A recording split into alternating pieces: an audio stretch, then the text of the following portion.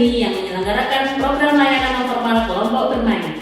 Ayah bunda, saat ini di seluruh negara sedang mengalami musibah wabah pandemi, yakni wabah pandemi corona atau COVID-19. Tidak terkecuali di negara Indonesia yang tentunya akan berdampak pada bidang pendidikan. Namun, dalam masa pandemi COVID-19 ini tidak mengurangi sekolah PAUD Baru Lulung Singojuru untuk melaksanakan pembelajaran secara daring ataupun luring. Dan yang terpenting adalah PAUD Baru Lulung Singojuru saat ini kita akan melaksanakan pembelajaran tatap muka terbatas. PAUD Baru Lulung Singojuru telah mempersiapkan protokol kesehatan ketat dengan menggunakan masker, menjaga jarak, dan selalu membiasakan mencuci tangan pada air mengalir. Ayah bunda, inilah saatnya kesempatan terbaik bagi ayah dan bunda untuk memilih sekolah yang terbaik bagi ananda untuk mengenyam pendidikan anak usia dini. PAUD Baru Lulung Singojuru menggunakan metode pembelajaran PCCT atau Being Center and Sharper, yaitu seluruh proses pembelajaran yang berpusat pada anak. Pendekatan PCCT bertujuan memfasilitasi anak agar dapat tumbuh dan berkembang sesuai dengan potensi dan minat yang dimiliki. Selamat bergabung bersama kami, PAUD Baru Lulung Singojuru, Kabupaten Banyuwangi.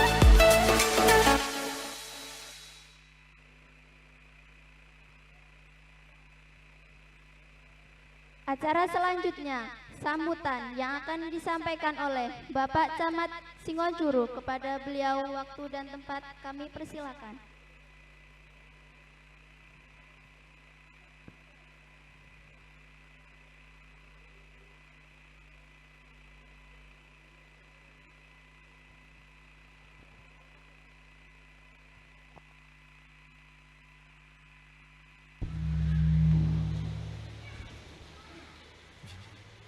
Bismillahirrahmanirrahim. Assalamualaikum warahmatullahi wabarakatuh.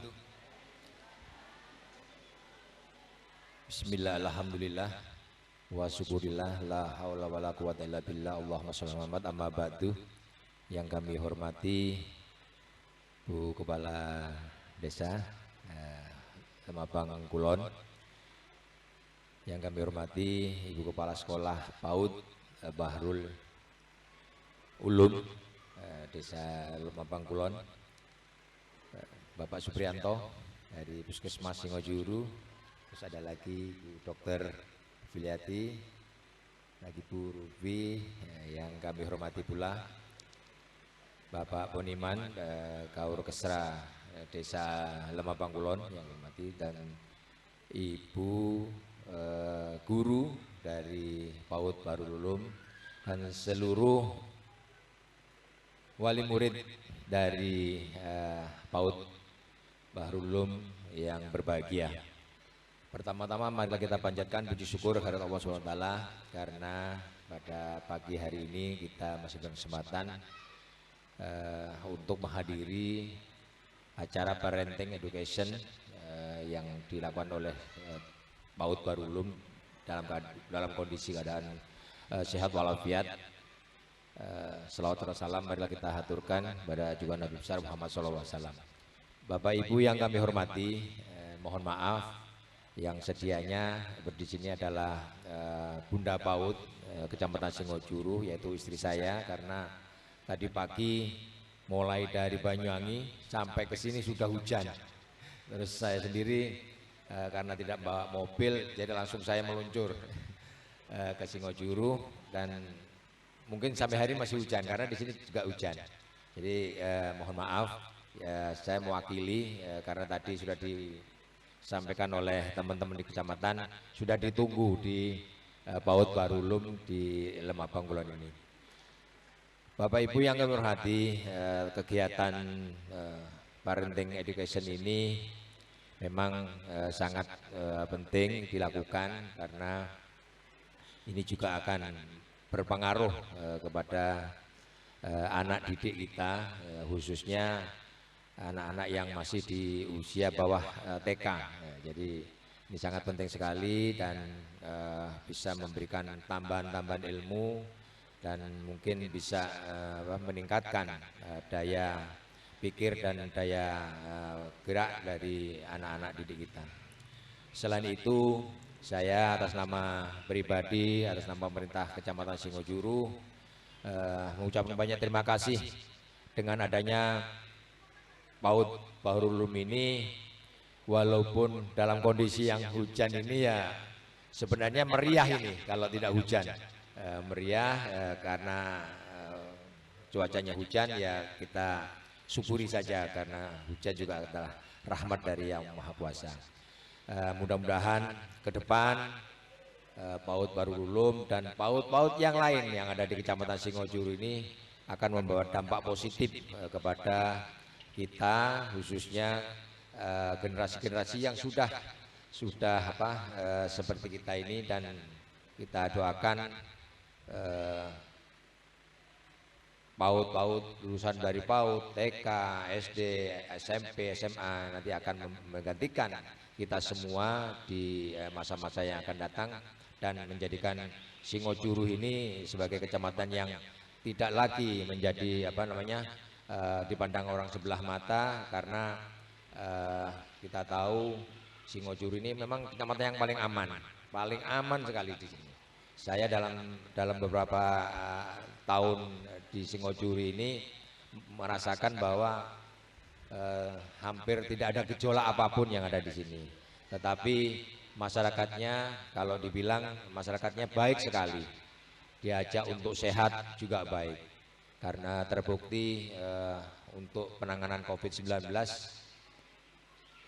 vaksinasi yang pertama kita juga dapat meraih ranking pertama, dan untuk yang lansia juga mendapatkan ranking pertama, dan untuk Singojuru mendapatkan penghargaan dari Bapak Kapolres. Mungkin itu saja yang bisa kami sampaikan. Mari kita lebih menggiatkan kegiatan-kegiatan belajar mengajar, khususnya yang ada di PAUD di seluruh Kecamatan Singojuru ini, karena sekarang kita sudah sulit mencari anak-anak yang ngaji di guru ngaji yang dilanggar-langgar, sulit sekarang sudah diambil peran, dan mungkin lebih lengkap lagi kalau di PAUD. Kalau di guru ngaji mungkin hanya ngaji, belajar sholat, terus belajar sapinah mungkin Pak Paun ya dulu seperti itu. Sekarang lebih lengkap lagi. Tadi kami lihat di visual juga lengkap, ada pendidikan terkait dengan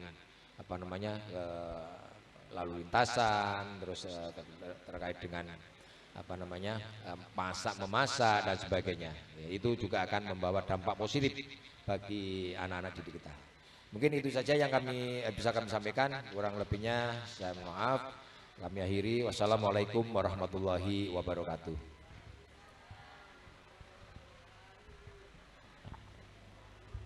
Disampaikan terima kasih. Acara selanjutnya penutup, yakni doa yang akan dipimpin oleh Dr. Randes Ustadz Poniman. Kepada beliau waktu dan tempat kami persilakan.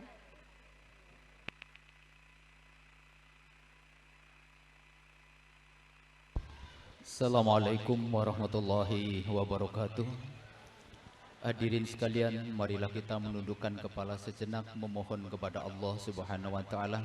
Semoga acara pada hari ini menjadi acara yang barokah untuk kita semuanya, dan semoga kita semuanya yang menjalankan tugas diberikan keselamatan, perlindungan oleh Allah Subhanahu wa taala, kemudahan urusan dunia, agama dan akhirat kita. Amin ya rabbal alamin. Biridallah ta'ala wa syabati Rasulullah sallallahu alaihi wasallam wal karamatu suntahuliya sayyidina Syekh Abdul Jalil Radan likti hajatina ya Allah lillahumul barakatil Fatihah. A'udzu billahi minasyaitonir rajim. Bismillahirrahmanirrahim. Alhamdulillahil alamin arrahmanir rahim maliki yaumiddin. Iyyaka na'budu wa iyyaka nasta'in. Ihdinas shiratal mustaqim. Shiratal ladzina an'amta 'alaihim ghairil maghdubi 'alaihim waladdallin. Amin. Bismillahirrahmanirrahim. Amin ya rabbal alamin. Allahumma sholli ala Muhammad, Allahumma sholli ala sayyidina Muhammad, Allahumma sholli ala sayyidina Maulana Muhammad. Subhanallah walhamdulillah wa la ilaha illallah wallahu akbar, la haula wala quwwata illa billahil aliyil azim.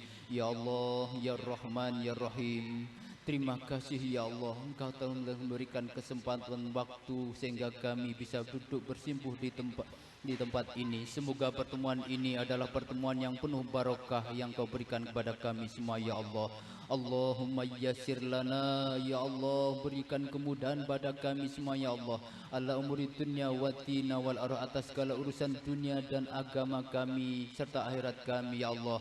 Bi rahmatika marrahimin. Ilahi anta maksudi wa radaka madlubi. Ya Rabb, Engkau yang maksud ridhamu yang ku cari. Ikti hajati wa du'aina ya Allah, kabulkan hajat dan doa kami semua ya Allah. Ikti hajati wa du'a aba'ana wa matina ya Allah, kabulkan hajat dan doa kami bapak mak kami ya Allah. Birahmatika marhamin. Allahumma ya hafidu ya salam ya Allah, yang maha melindung dan beri keselamatan. Lindungi ifat wasalimna ya Allah, lindungi dan selamatkan kami semua ya Allah. Birahmatika marrahimin. Ihdina syiratal mustaqim, syiratal ladzina an'amta 'alaihim ghairil maghdubi 'alaihim waladdallin. Amin. Rabbana atina fid dunya hasanah wa fil akhirati hasanah wa qina adzabannar. Walhamdulillahi rabbil alamin. Bismillahil Fatihah.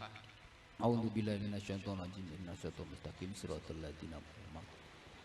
Demikian tadi doa yang saya baca. Amin panjenengan, semoga apa yang menjadi hajat kita semuanya mendapatkan ridho dan diterima Allah Subhanahu wa taala. Amin. Billahi taufiq wal hidayah. Wassalamualaikum warahmatullahi wabarakatuh.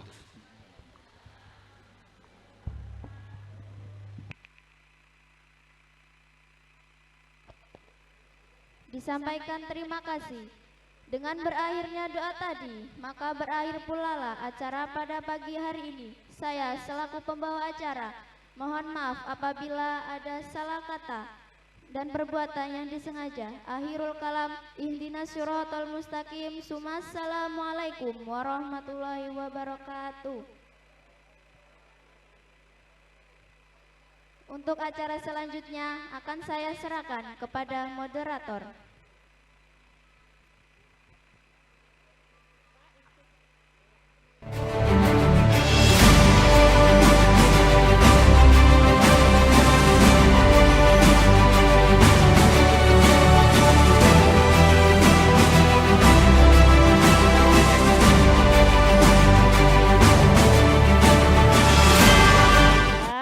Assalamualaikum warahmatullahi wabarakatuh.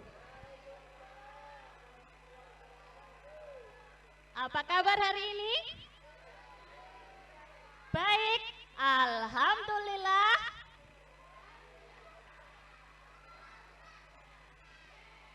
Tepuk tangan, semangatnya luar biasa sekali.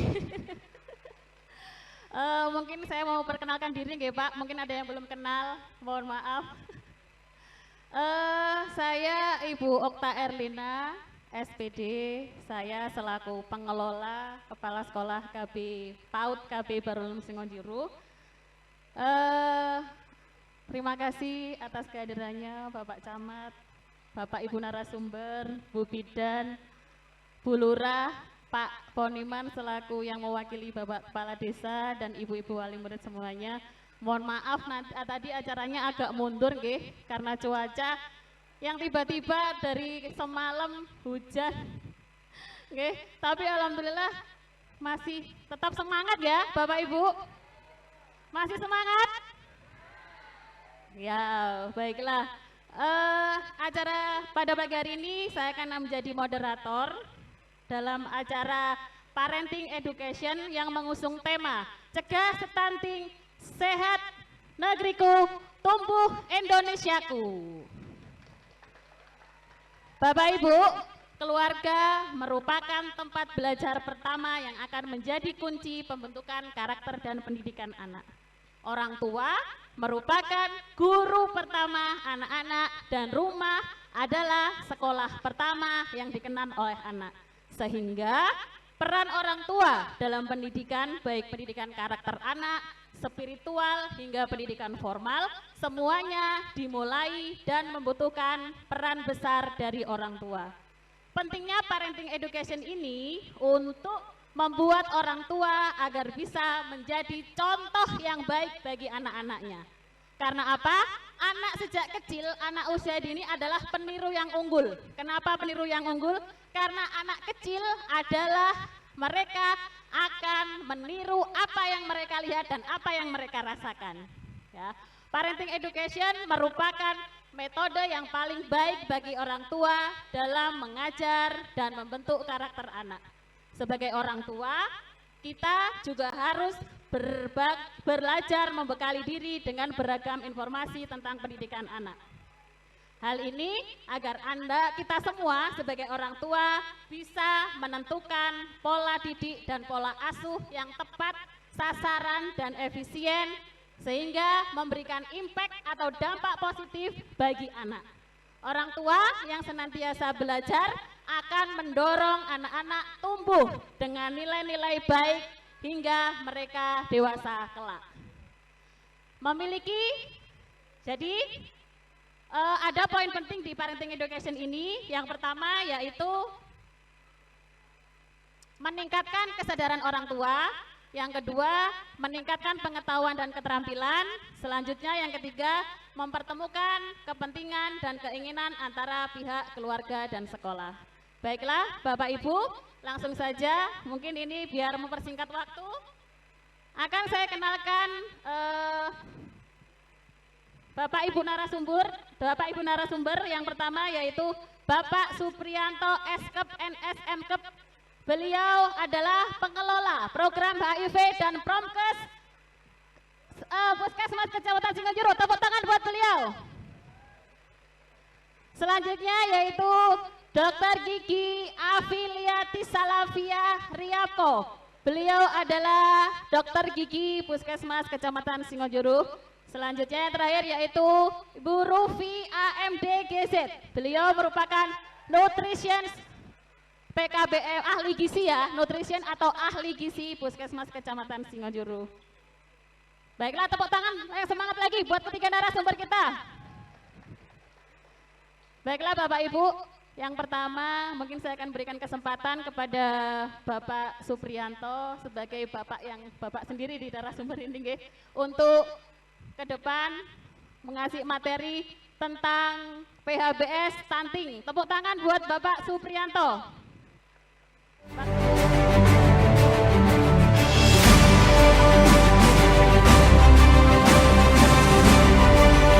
Terima kasih Bu Okta, luar biasa. Assalamualaikum warahmatullahi wabarakatuh. Selamat pagi, salam sehat untuk kita semua. Yang terhormat Bapak Camat Singojuru, yang saya hormati Bapak Kepala Desa Lemah Bangklon atau yang mewakili, yang saya hormati Ibu Kepala Sekolah beserta seluruh jajaran, serta para hadirin yang berbahagia. Ibu-ibu, alhamdulillah hari ini luar biasa, meskipun masih suasana hujan deras seperti ini, jenengan berkenan hadir. Terima kasih, terimalah apresiasi dari saya setinggi-tingginya. Ibu-ibu, bapak-bapak, serta hadirin yang berbahagia, pada kesempatan hari ini kita akan membahas tentang stunting. Jadi stunting kaitannya dengan PHBS atau perilaku hidup bersih dan sehat.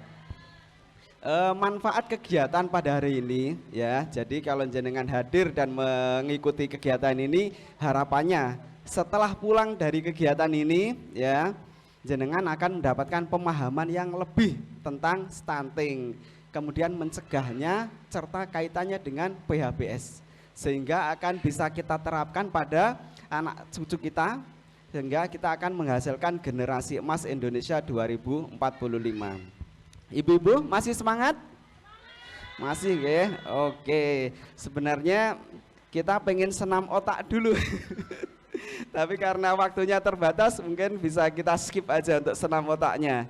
Jadi ibu-ibu serta hadirin semuanya, bahwa pada hari ini saya akan menyampaikan materi mengenai PHBS. Ibu-ibu sudah familiar dengan istilah PHBS?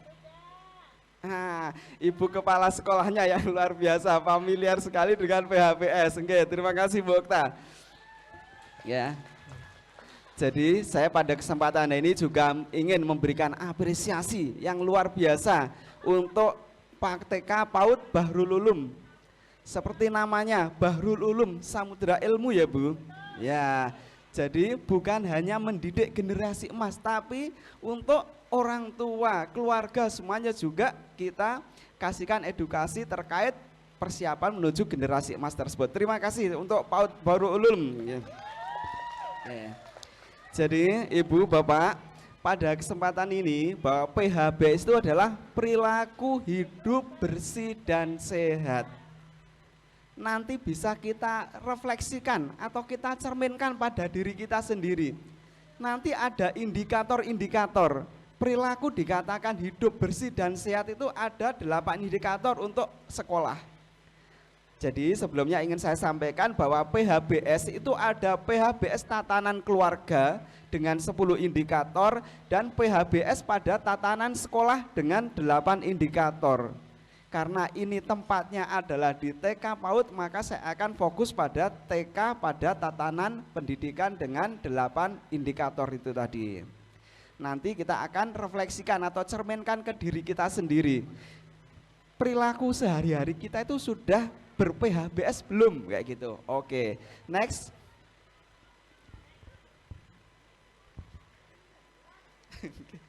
Oke. Jadi next. Next. Oke. Jadi ibu-ibu serta hadirin semua bahwa PHBS itu adalah kebiasaan sehari-hari. Jadi kebiasaan yang kita lakukan dalam sehari-hari itu termasuk dalam PHBS. Kebiasaan ini terkait dengan mencegah penyakit dan kesehatan lingkungan. Oke, next. Oke, next. Nah, kita akan fokus pada PHBS pada tatanan pendidikan. Ada 8 indikator ibu-ibu. Yang pertama, cuci tangan dengan air mengalir dan sabun. Nah, kalau di sekolah, alhamdulillah, salah satu dampak positif dari adanya pandemi kemarin, sekarang semua sekolah, instansi, kantor menyediakan tempat cuci tangan semua dengan sabun. Meskipun kadang-kadang sabunnya habis atau ketinggalan. Di sini kadang-kadang habis enggak, Bu? Enggak ya, luar biasa. Oke, ibu-ibu, terkait dengan kebiasaan cuci tangan ini. Salah satu momen untuk ibu yang kita wajib cuci tangan adalah sebelum memberikan makanan pada anak. Nah, memberikan makanan pada anak. Saya ingin menyampaikan fakta, ibu-ibu di rumah semuanya punya HP? Nah, punya semua, hampir semua orang sekarang punya HP. Ibu-ibu, misalkan jenengan habis pegang HP, mau nyuapi anak atau memberikan makanan ke anak, cuci tangan dulu apa enggak kira-kira? Ya, pasti dilihat HP bersih ya Pak, kayak gitu kan. Oke, jadi ibu-ibu, salah satu fakta tentang HP, itu ternyata secara mikroskopis itu jauh lebih kotor daripada kloset. Ya, jadi HP itu sebenarnya lebih kotor daripada kloset.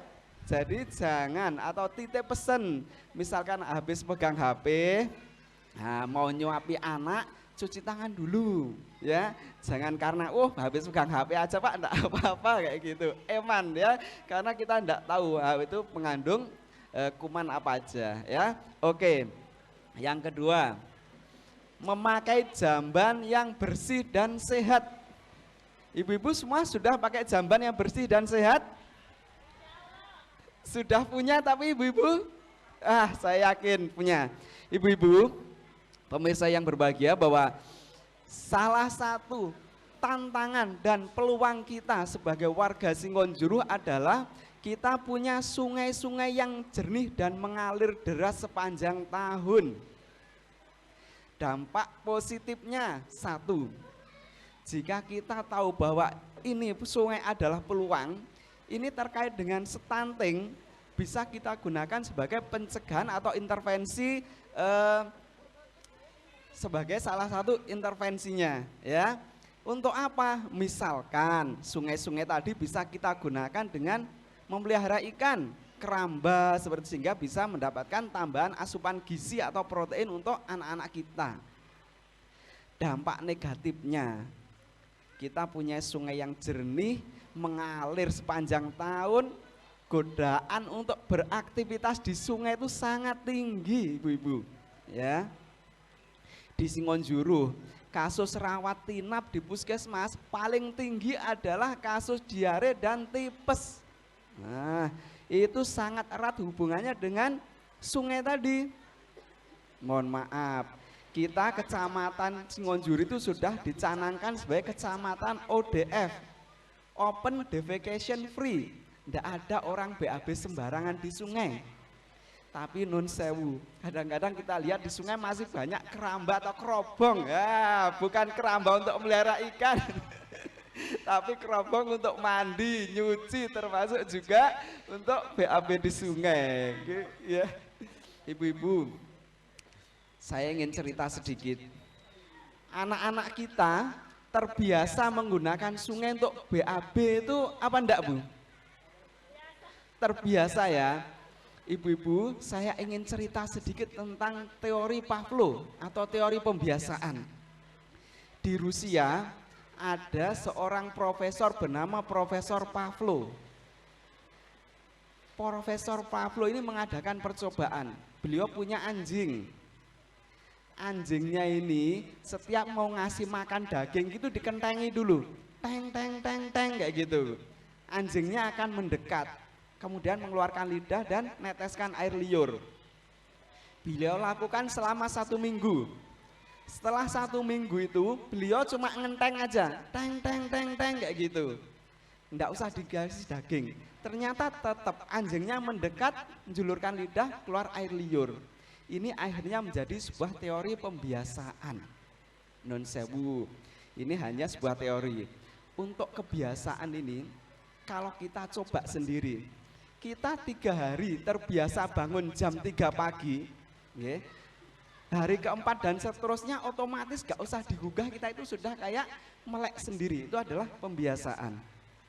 Untuk adik-adik PAUD kita, anak-anak kita, untuk generasi emas, ya. Kita sekarang kecil masih terbiasa BAB di sungai. Besok misalnya kayak Dokter Afi kuliah neng Surabaya, Arab golek kali lek ngengek bingung benjing, nggih. Nah, karena ndak bisa kebiasaan ini tiba-tiba berubah itu ndak bisa. Nanti akan gagap budaya. Gak nemu kali, gak iso metu kayak gitu. Karena banyak orang-orang tua kita saat kita tanya, "Bapak Ibu, kenapa kok masih menggunakan sungai untuk BAB?" kayak gitu. Nah, ternyata salah satunya adalah karena lek gak dicelup istilahnya kayak gitu, ndak bisa keluar kayak gitu. Itu adalah karena terbiasa, oke? Kemudian slide next, oke, slide ini. Kemudian Ibu Bapak, bahwa untuk mencegah stunting itu kan anak-anak harus bebas dari penyakit. Untuk bebas penyakit itu salah satunya dengan cara berantas jentik. Untuk lingkungan sekolah kita, Ibu Okta, ada punya kamar mandi? Sudah pernah disenteri? Nah, paling enggak 1 minggu disenter, Ibu. Ada jentiknya enggak? Nah, kalau ada jentik berarti indikator 8 PHBS di lingkungan sekolah belum terpenuhi, ya. Karena masih ditemukan jentik, ya. Sekolah sehat harus bebas jentik, termasuk yang di rumah ibu-ibu. Punya jeding ibu-ibu? Nah, jedingnya harus disenter juga pakai HP, ada jentiknya enggak? Kalau ada jentik berarti sudah 1 minggu gak dikuras. Oke, seperti itu. Kemudian buang sampah pada tempatnya. Saya yakin ini di PAUD kita sudah dilatih seperti itu anak-anak. Kita teruskan untuk di rumah, ya, kebiasaan seperti itu. Kemudian jajanan sehat. Ibu-ibu, misalkan mau sekolah, anak-anak diberi bekal atau dibekali uang aja, Bu? Oh ya, luar biasa. Jadi ibu-ibu, salah satu kendala di sekolah kita adalah kantin sehat. Ini yang jarang dikelola, masih banyak diswastakan. Jadi ada bapak ibu penjual makanan di luar pagar kita, ya. Jadi padahal apa itu kayak jajanan itu, Bu, puskesmas punya alat untuk mengecek jajan ini ngandung rodamin enggak, ngandung formalin enggak, ngandung borak enggak. Untuk ibu-ibu yang belakang yang seusia bapak ibu kita, mungkin borak itu hal yang biasa ya. Masih ingat kerupuk puli, Bu? Nah, masih ada yang konsumsi sampai hari ini? Oke, jadi kerupuk puli dulu itu adalah supaya kenyal, supaya keras bisa diirisi adalah kasih uyang bleng. Nah, padahal uyang bleng ini adalah boraks. Oke ya, ini adalah hal-hal yang kurang baik untuk kesehatan. Ya. Nah, kemudian untuk sekolah ada juga timbang dan ukur badan, tinggi badan secara teratur. Ibu, untuk sekolah di Bahrul Ulum sudah ada per semester ditimbang?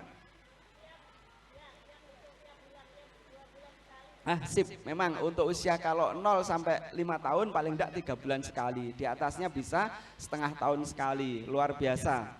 Kemudian ada indikator selanjutnya adalah olahraga secara teratur. Nah, olahraga secara teratur ini sudah dilaksanakan Ibu Okta? Wah, sip, pasti percaya kalau olahraga di PAUD mesti anak-anaknya olahraga semua. Cuma untuk ibu-ibu, ibu-ibu sudah olahraga belum Ibu? Jangan olahraga pakai HP ya Ibu, ya jangan olahraga cuma jarinya aja nanti. Oke, jadi olahraga minimal jalan kaki 30 menit setiap hari. Ya. Jadi ibu-ibu, salah satu masalah pada perempuan paling banyak adalah kasus osteoporosis. Ya, kasus osteoporosis atau keropos tulang. Nah, itu bisa dicegah dengan salah satunya olahraga secara rutin selain konsumsi makanan yang bergizi. Terkait dengan stunting, stunting itu kan pada 1000 hari pertama kehidupan. Nah, 1000 hari pertama kehidupan ini adalah jendela peluang Ibu. Terkait dengan osteoporosis, kalau nutrisi pada 1000 hari pertama kehidupan ini bagus, resiko untuk osteoporosisnya bisa diturunkan. Termasuk juga resiko diabetes, darah tinggi itu bisa kita cegah dari 1000 hari pertama dengan pemberian gizi yang baik. Nanti terkait stunting ini kita sudah punya ahli gizi luar biasa dari Surabaya, Mbak Rufi nanti akan mengupas lebih dalam. Jadi yang terakhir adalah indikator. Ini ada di indikator PHBS rumah tangga, ada juga indikator di PHBS sekolah, adalah tidak merokok. Nun sewu, yang punya anak remaja, sudah merokok Ibu anaknya? Nah sudah, punya suami bapaknya merokok? Ya, luar. Oke, tahun ini saya melakukan survei keluarga sehat. Ya, dari 3076 kakak yang tidak merokok itu hanya 38%. Sebagian besar jatuhnya PHBS tatanan keluarga adalah merokok. Padahal sekarang biaya rokok sudah ditingkatkan kayak gini tapi masih luar biasa ya. Misalkan terkait dengan stunting, dana untuk beli rokok ini kita alihkan untuk beli daging, beli ikan, pasti ini akan munculkan generasi emas 2045 seperti itu. Jadi Ibu, terkait dengan kaitan PHBS dengan stunting, PHBS ini adalah sebuah intervensi definitif. Intervensi definitif untuk stunting. Intervensi definitif itu seperti apa Pak? Ini intervensi yang secara tidak langsung akan berperan untuk pencegahan stunting. Jadi salah satunya adalah rokok. Sebenarnya misalkan waktunya tidak terbatas, saya membawa emo-demo. Ibu-ibu pernah dengar emo-demo? Nah, emo-demo ini adalah emotional demonstration. Saya bisa mendemonstrasikan kenapa rokok berbahaya. Nah, itu supaya nanti lebih menggugah emosi seperti itu ya, tapi karena waktunya terbatas enggak apa-apa, mungkin lain kali. Sekali lagi bahwa PHBS pada tatanan sekolah itu ada 8 indikator yang perlu kita waspadai, atau tantangan berat kita adalah salah satunya untuk kita warga Singonjuru adalah BAB atau menggunakan jamban yang sehat, karena godaan sungai-sungai kita sungguh luar biasa ya Ibu-ibu ya. Kalau orang selatan mungkin ya sungai yang kadang-kadang ada, kalau zaman dulu ada periode pas kemarau gak mengalir, nah, jadi lebih mudah untuk meninggalkan sungai. Tapi kalau di Singonjuruh sepanjang tahun jernih, mengalir deras, wah ini untuk meninggalkan sungai itu sangat berat ya. Khawatirnya sekali lagi besok pas anak-anak kita kuliah di Jakarta, kuliah di Surabaya, nyari sungai di sana kesulitan ya gitu. Karena kita aja ibu-ibu sebagai contoh yang terbiasa menggunakan WC jongkok, pas pelatihan ke hotel dapat WC duduk, lah itu aja kesulitan, padahal hal gampang sama-sama WC-nya. Oke, pasti kita yang tertawa-tawa pasti punya pengalaman itu. Oke, jadi hanya sekedar merubah dari WC jongkok ke WC duduk itu aja tidak mudah, nah, seperti itu. Oke, next. Nah, ibu-ibu, kira-kira ini gambar apa ibu-ibu? Paru-paru. Kira-kira paru-paru ini normal apa enggak, Bu? Ya, kenapa? Tahu dari mana tidak normalnya ibu-ibu? Nah, warnanya hitam. Ya, seperti itu. Saya kemarin ibu-ibu, mohon maaf sampai jam berapa saya dikasih waktu moderator? 5 menit lagi. Oke. Jadi ibu-ibu, bahwa ini adalah paru-paru perokok. Ini kalau masih utuh, coba kita buka, next slide. Nah, kalau misalkan paru-paru utuh tadi kita iris, akan seperti ini ibu-ibu. Ya, saya benar punya emo-demonya, cuma karena waktu terbatas kita lihat gambar aja ya. Saya kemarin di Jogja sempat ada pengalaman, ada orang kena sakit aneurisma namanya, pembuluh darah jantungnya, pembuluh darah aorta, arteri perutnya itu kehilangan elastisitas, jadi melendung kayak pelembungan gitu. Ditanyai, Pak jenengan merokok mboten? Mboten Pak. Bahasan dioperasi, dibuka, ternyata pembuluh darahnya itu hitam, ada langesnya ireng-ireng kayak gini. Sudah pasti beliau merokok. Setelah selesai operasi sama dokternya tanya lagi, Pak merokok? Iya dokter, sembunyi tapi karena beliau adalah pemuka salah satu agama, jadi supaya tidak terlihat kalau beliau merokok seperti itu. Jadi merokok itu sudah tidak bisa dibohongi, kalau di dalam dibuka pasti ada sesuatu yang menunjukkan beliau perokok. Next slide, sedikit lagi. Oke, ibu-ibu saya ingin sedikit terkait dengan bahaya rokok.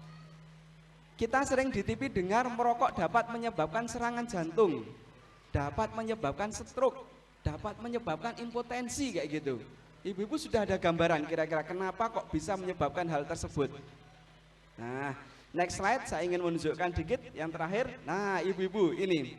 Jadi, misalkan kita merokok, kerak tadi akan menempel di pembuluh darah kita. Nah, akan menempel di sini. Jadi pembuluh darah, ya, menempel di pembuluh darah, akan jadi kerak. Bisa hal yang terjadi adalah kalau tertutupnya total bisa menyumbat, atau bisa juga kerak tadi lepas. Kalau lepas dia akan ikut aliran darah ke seluruh tubuh. Dari aliran darah tadi bisa misalkan menyumbat di pembuluh darah otak, jadi stroke. Atau bisa juga ikut aliran darah ke pembuluh darah jantung, kemudian menyumbat pembuluh darah jantung, nyeri dada, serangan jantung. Jadi kalau di TV ada merokok dapat menyebabkan stroke, merokok dapat menyebabkan serangan jantung, prosesnya adalah seperti ini ya. Atau bisa juga menyumbat pembuluh darah kaki, jempolnya tiba-tiba hitam, mati atau gangren harus dipotong. Nah itu adalah juga bisa salah satu dampak daripada rokok. Jadi ibu sekali lagi untuk sebagai kesimpulan bahwa PHBS tadi adalah sebuah intervensi definitif untuk stunting. Kalau kita menerapkan PHBS harapannya kejadian stunting bisa dicegah. Contohnya adalah jika misalkan biaya untuk rokok bisa kita alihkan untuk membelikan gizi yang lebih bagus untuk anak-anak kita ya. Indonesia punya mimpi namanya adalah Indonesia Emas 2045 ibu-ibu. Indonesia Emas adalah generasi yang sehat, cerdas. Untuk sehat nanti kita peran-peran dari tenaga kesehatan, layanan kesehatan, kemudian untuk cerdasnya peran-peran dari seperti PAUD dan TK Bahrul Ulum ini. Ya. Sekali lagi, itu yang bisa saya sampaikan. Semoga ada manfaatnya karena keterbatasan waktu. Terima kasih atas perhatiannya. Akhirul kalam. Assalamualaikum warahmatullahi wabarakatuh. Waalaikumsalam warahmatullahi. Tepuk tangan sekali lagi buat Bapak Supriyanto. Jadi kesimpulannya, keep dulu yang mau bertanya, yang nanti kita selesaikan dulu ketika narasumber kasih materi, lalu ada sesi tanya jawab, ibu-ibu, karena waktunya terbatas. Untuk kesimpulannya di materi Bapak Supriyanto ini, kita harus menerapkan PHBS. Apa itu PHBS, ibu-ibu? Ibu-ibu itu, ibu-ibu yang belakang. Apa PHBS, ibu? Kok ditutupi? Mulai sekarang bisa ya, dimulai ya, pola hidup bersih dan sehat ya. Kita harus mulai dari diri kita sendiri dulu, kemudian kita aplikasikan ke anak-anak. Untuk selanjutnya narasumber yang kedua, kami persilakan kepada Dr. Gigi Afiliati Salafia Riyabko. Kepada beliau waktu dan tempat kami persilakan. Tangan semuanya.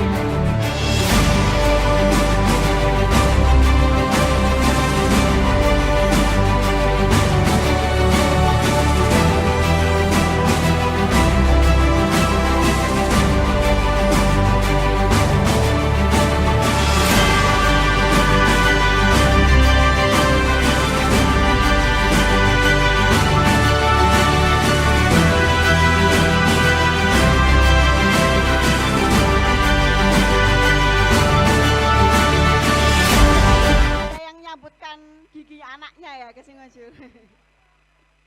Ya, langsung aja kita mulai presentasinya. Mana? Oh nggak muncul.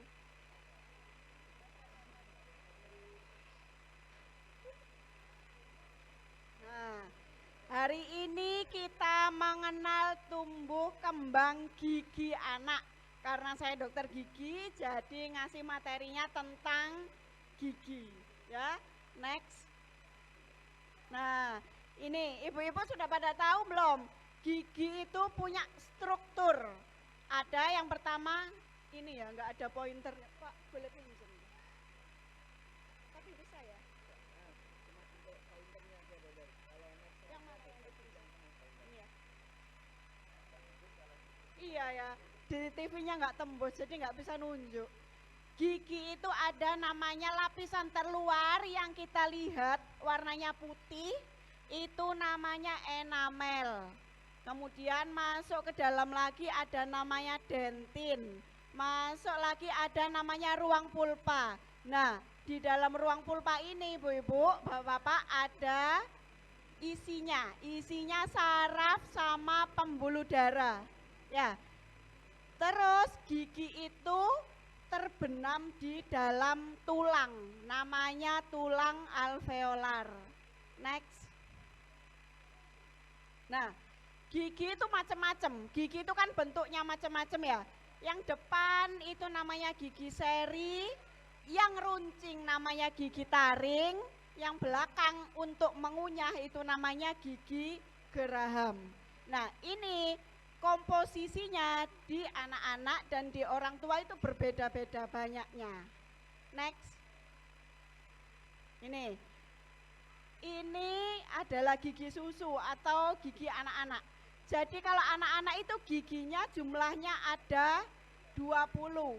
Biasanya tumbuhnya mulai usia 6 bulan sampai usia 3 tahun.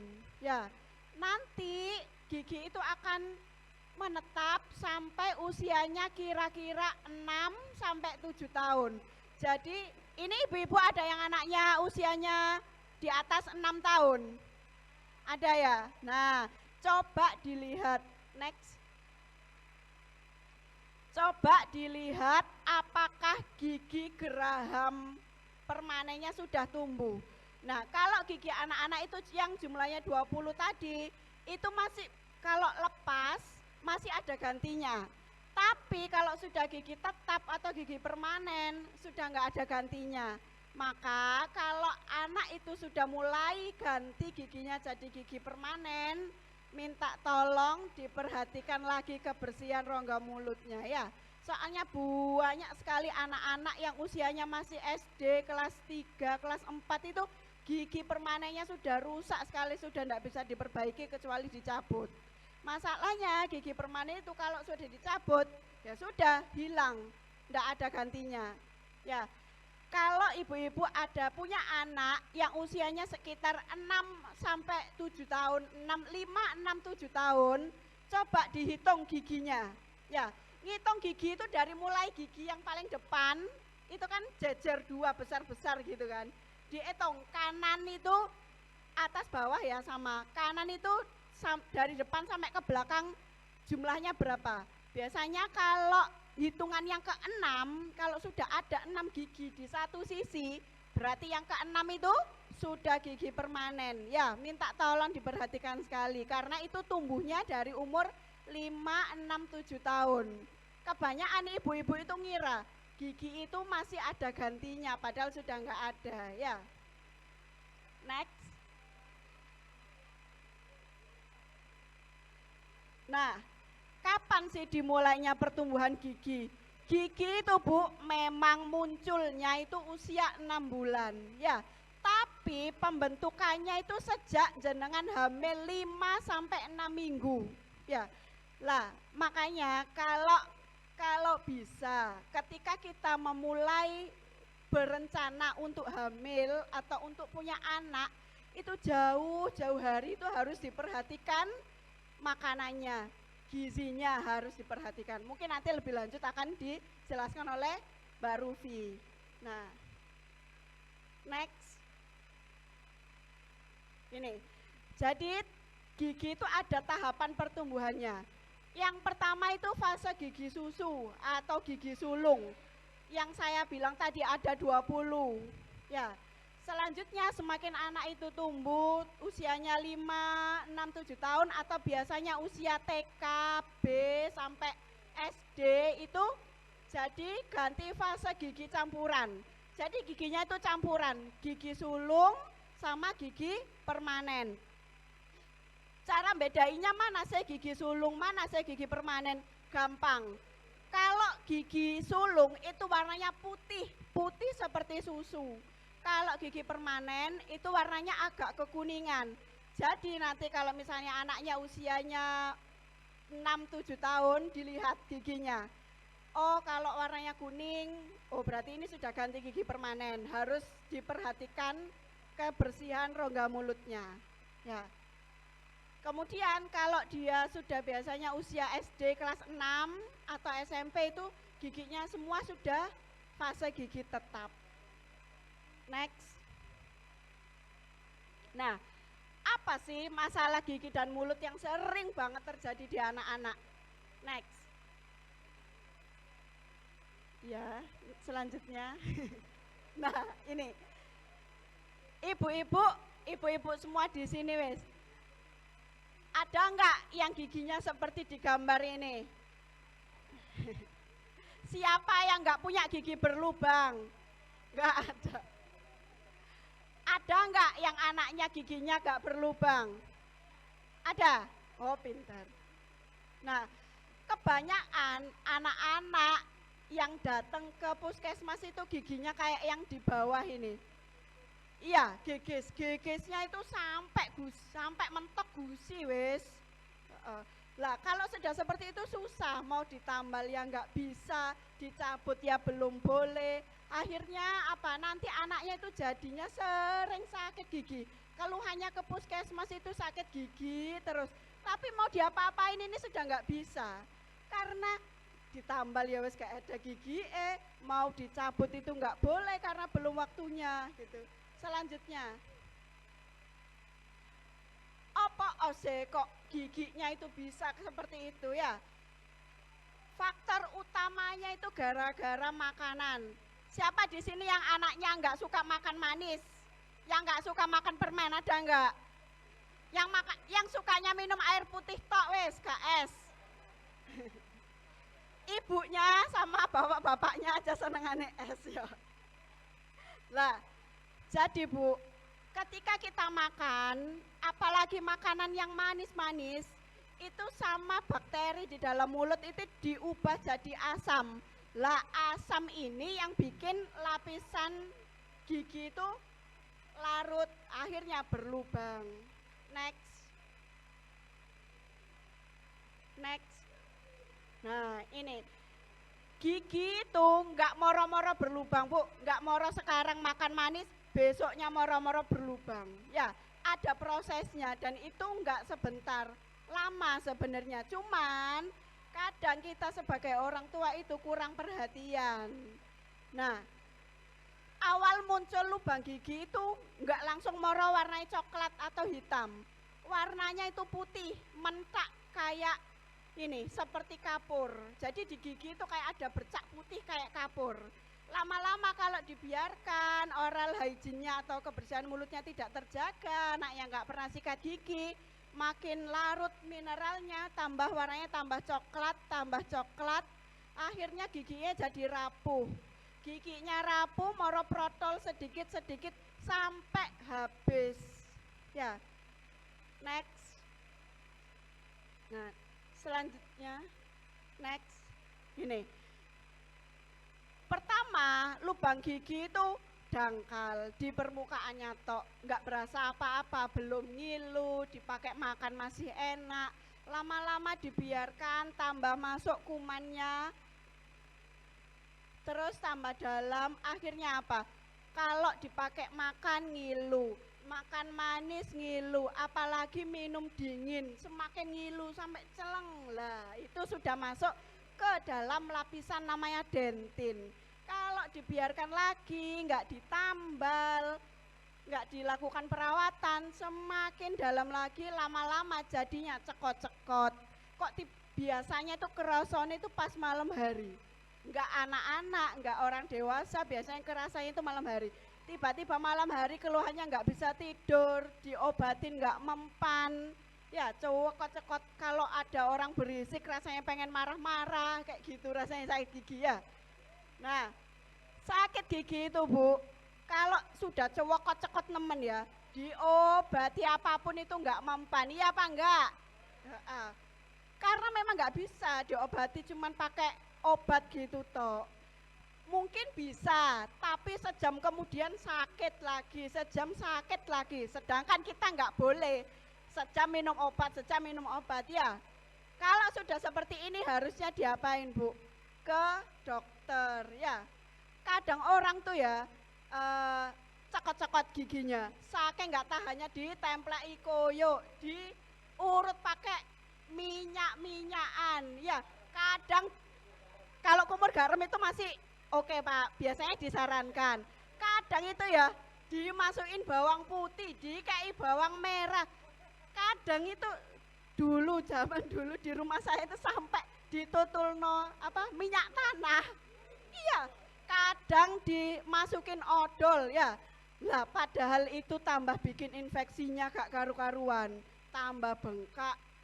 Ya, kalau sakit gigi langsung dibawa ke dokter gigi ya. Dibawa ke puskesmas, wong di puskesmas itu loh gratis, nggak bayar. Selanjutnya, nih, terus kalau sudah seperti itu infeksinya sampai dalam, kenapa? Muncullah benjolan, isinya nanah. Kadang itu ditanyain, kalau sudah bengkak, suka keluar asin-asin nggak rasanya? Iya, yaitu nanah. Berarti kalau ketelan-telan itu ya ketelannya nanah. Ya, ini kalau orang dewasa itu Bu masih bisa sambat. Kalau anak-anak itu yang kasihan ya, jadi nggak sekolah, nggak bisa makan, ya nggak bisa main, tidur sulit. Kalau anaknya rewel, orang tuanya itu soalnya ikut rewel. Ya. Selanjutnya, next. Ini, terus Bu, selain lubang dan bengkak di gigi, yang jarang diperhatikan orang tua itu kebersihan lidah. Lidah itu Bu, perlu disikat. Waktu kita sikat gigi, lidah itu juga perlu disikat. Karena apa? Gampang sekali jamuran. Ini biasanya sih kebanyakan terjadi di anak-anak yang masih bayi. Kadang itu orang sukanya ngira oh itu bekasnya susu. Ya, bisa aja bekasnya susu, tapi kalau nggak dibersihkan, lama-lama muncul jamur, jadi jamuran. Selanjutnya, next. Terus cara menjaga kesehatan gigi dan mulut anak-anak ini gimana sih? Next. Next. Nah, cara paling gampang, ya anaknya atau ibu-ibunya disuruh sikat gigi. Next. Sikat gigi itu kan alatnya apa? Sikat sama odol atau pasta gigi. Tapi nggak sembarang pasta gigi, nggak sembarang sikat itu bisa dipakai, Bu. Kadang ya saya itu sering penyuluhan ke PAUD, ke TK, disuruh bawa sikat gigi. Anaknya itu loh, mulutnya masih kecil. Sikat giginya besar dipakai yang buat orang dewasa. Pas disuruh meragain nggak cukup, Bu, mulutnya. Akhirnya apa? Tidak terjangkau sampai ke sela-sela gigi yang paling belakang. Jadi minta tolong anak difasilitasi dengan cara beli sikat gigi yang sesuai, yang kecil, yang khusus anak-anak. Ya. Terus kalau bisa yang bulunya itu lembut. Kan ada sikat gigi yang bulunya lembut, ada yang kuasar ya. Sikat yang kasar itu soalnya juga bisa mengikis gigi lama-lama. Apalagi kita kalau sikatan itu sekuat tenaga ya, tambah rusak. Selanjutnya, next. Lah, yang kedua alatnya itu namanya pasta gigi. Pasta gigi itu ada dua, Bu. Yang mengandung fluoride sama yang tidak. Fluoride ini juga bisa berbahaya untuk anak-anak jika berlebihan. Jadi biasanya untuk anak-anak yang usia belum bisa kumur, anak-anak itu kan kalau disuruh kumur biasanya langsung ditelen ya, apalagi kalau pasta giginya ada rasa-rasanya. Habis disikat langsung ditelen ya. Ya kalau nggak sering-sering nggak apa-apa, cuman kalau keseringan nggak bagus juga ya. Biasanya itu ada pasta gigi yang tidak berfluoride. Nah, kalau pakai pasta gigi yang berfluoride untuk anak-anak itu cuma sedikit, gak usah banyak-banyak, cuma sebesar biji jagung. Ya, biasanya kan ibu-ibu lek melotot pasta gigi langsung, iya, sampai ndelewer. Ya, next. Ini, sikat gigi itu nggak cuma sikatan, ada caranya. Ya. Next. Ini setelah pasta giginya ditaruh di sikat, lah sikatnya itu diarahkan 45 derajat dari gigi. Arahnya itu harus dari gusi ke gigi. Berarti kalau rahang atas dari mana? Dari atas ke bawah. Kalau rahang bawah berarti harus dari bawah ke atas. Nyikatnya itu satu arah, Bu. Dan nyikat gigi itu tidak boleh horizontal gini ya. Kalau horizontal itu lapisan giginya itu rusak. Ya. Kalau biasanya anaknya ibu kan suka lihat Upin Ipin yang episode sikat gigi itu ya, bulat. Tidak apa-apa kalau bulat-bulat ya. Yang penting tidak boleh arah horizontal. Lebih bagus lagi arahnya vertikal. Next. Ini. Lah, kapan sih waktu yang bagus untuk menyikat gigi? Waktu saya screen. Kalau ditanya itu kapan kalian menyikat gigi? Jawabannya selalu waktu mandi gitu. Padahal sikat gigi itu enggak harus waktu mandi.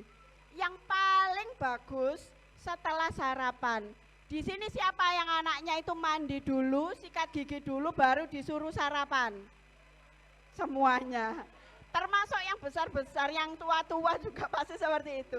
Lah, itu kebiasaan yang salah, Bu. Karena kalau kita mandi dulu, sikat gigi, baru sarapan, kita beraktivitas di sekolah itu dalam keadaan mulut itu kotor, ya toh. Nah itulah muncul jadi kumannya itu beraksi jadi gigi berlubang. Yang betul itu setelah sarapan. Jadi kita mandi dulu nggak apa-apa, terus sarapan baru gosok gigi. Atau biar nggak basah ya kita sarapan dulu mandi, sebelum mandi itu sarapan dulu, baru mandi gosok gigi. Sama yang paling sering dilupakan itu, kalau sebelum tidur, siapa yang sebelum tidur selalu sikat gigi? Nggak pernah pasti. Paling penting karena tidur malam itu kan panjang dan kita diem, ya. Air liur kita itu kan keluar terus Bu sepanjang hari, ya. Tapi khusus pada malam hari yang keluar itu air liur yang kental. Jadi untuk membersihkan gigi itu tidak maksimal. Makanya sebelum kita tidur harus sikat gigi. Susah Bu memang, selak ngantuk, selak habis nonton TV ketiduran, ya. Tapi seperti yang disampaikan Pak Pri tadi, kita mulai seminggu pertama konsisten seperti itu terus. Kalau katanya Pepsodent itu 21 hari. Itu untuk memunculkan kebiasaan baru sikat gigi malam. Kalau sudah melewati itu biasanya wis otomatis. Ya. Selanjutnya, next.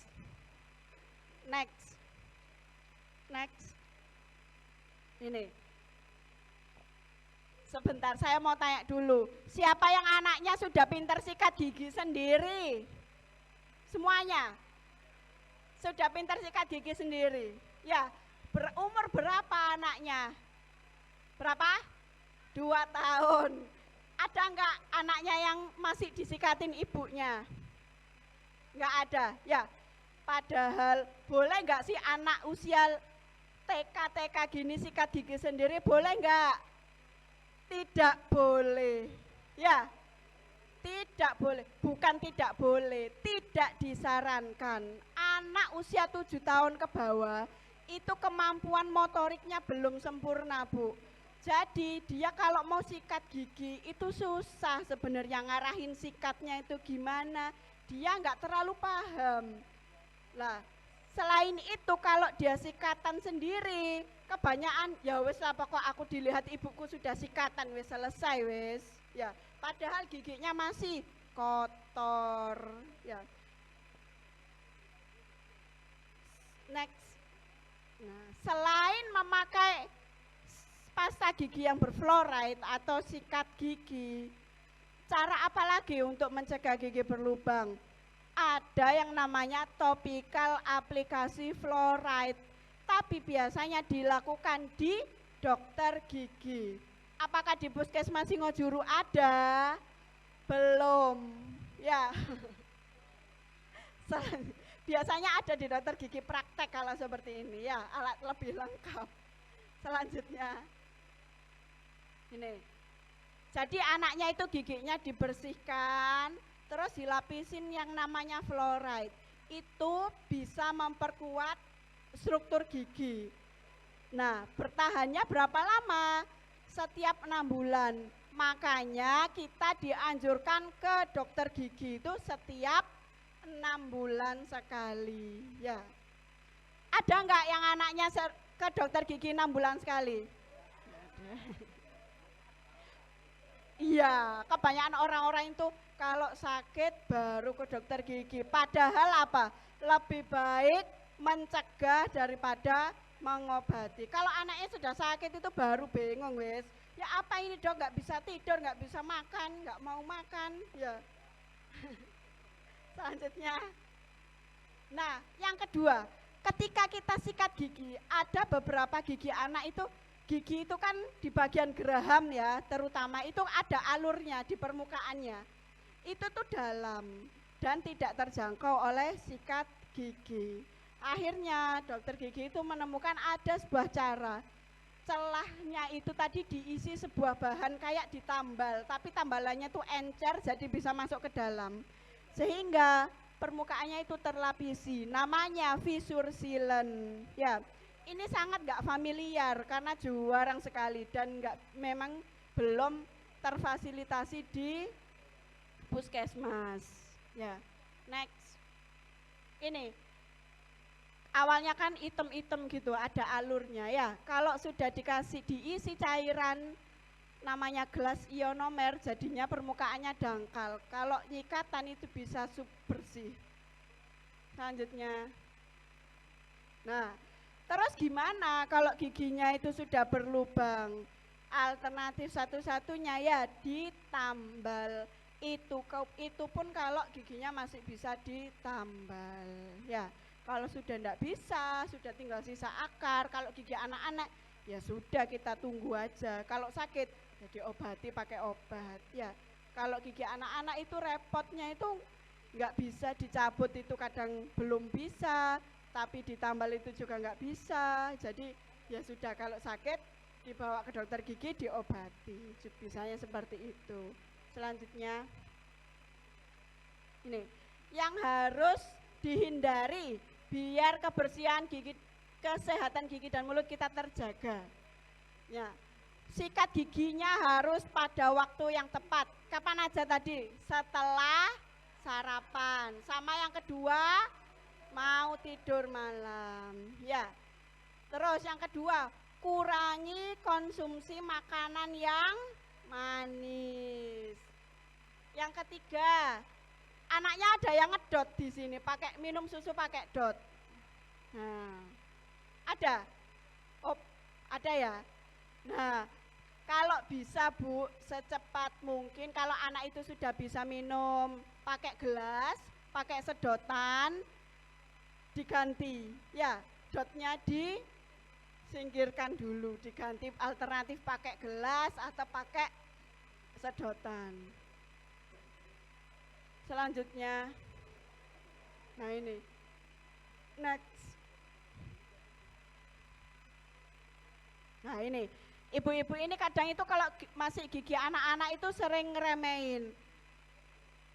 Wong ini loh masih gigi anak-anak, nanti juga ada gantinya. Wes biarin aja, gak apa-apa berlubang gitu ya. Padahal itu tidak boleh. Kurang berapa lama Bu? Sudah, sedikit lagi ya. Next. Ini ya, next.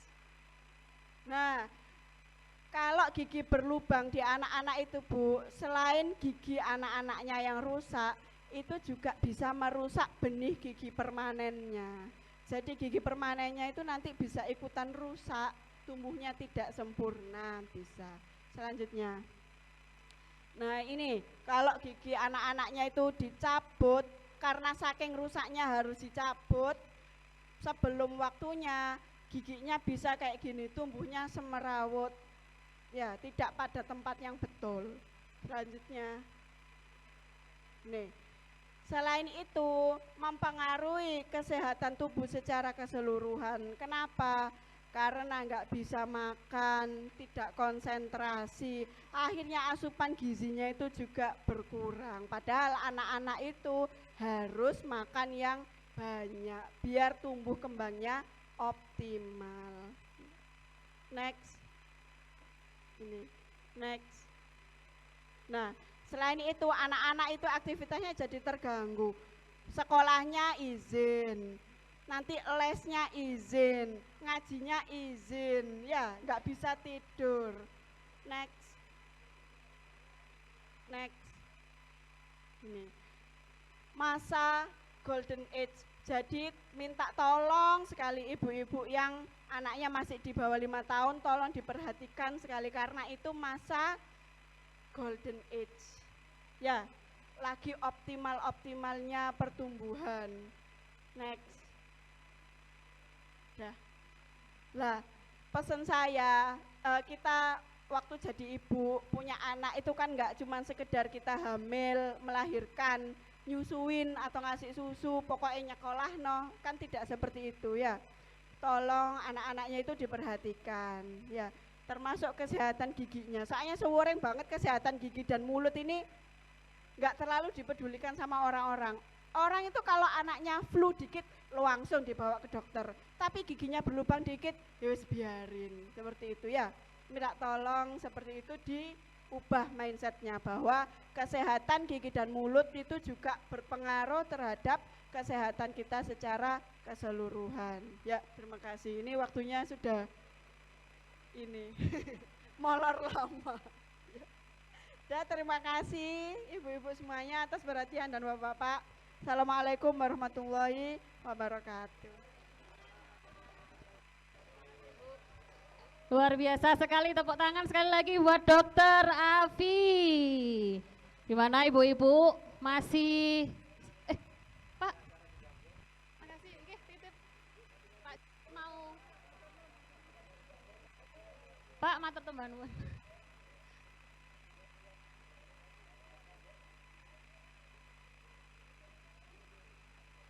Gimana ibu-ibu masih semangat? Gimana? Masih tenang-tenang saja tentang masalah gigi? Masih santai? Masih santai, sudah dijelaskan panjang lebar. Belum sakit masih santai katanya Bu.